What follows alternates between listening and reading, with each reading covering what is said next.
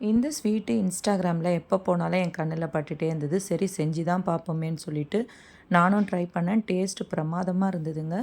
ஒரு முட்டையை உடச்சி ஊற்றிக்கோங்க. 1 கப் சர்க்கரை போட்டு நல்லா பீட் பண்ணிக்கோங்க. இப்போ 1/2 கப் எண்ணெய், 1/2 கப் நெய், 1 கப்பு தயிர், 1 கப் ரவை, 1 கப் தேங்காய் வந்து துருகி நல்லா வறுத்துட்டு அது கூட சேர்த்துக்கோங்க.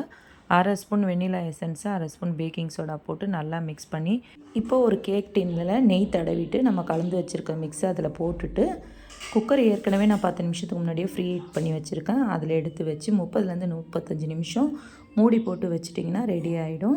இப்போ சுகர் சிரப் ரெடி பண்ணிக்கலாம். 1/2 கிளாஸ் தண்ணி, 1/2 கப் சர்க்கரை போட்டு கொஞ்சம் லெமன் ஜூஸ் விட்டு சுகர் சிரப் ரெடி பண்ணிக்கோங்க. இப்போ கேக் ரெடி ஆனதுக்கப்புறம் சின்ன சின்ன ஓட்டை போட்டு அது மேலே நல்லா சுகர் சிரப்பை ஃபுல்லாக அப்ளை பண்ணிவிடுங்க. தேவையான நட்ஸு போட்டுட்டு ஒரு 5 மினிட்ஸ் விட்டு கட் பண்ணி சாப்பிட்டு பாருங்கள். டேஸ்ட்டு அட்டகாசமாக இருக்கும். ட்ரை பண்ணிவிட்டு எப்படி இருக்குன்றத கமெண்ட்டில் சொல்லுங்கள். தேங்க்யூ.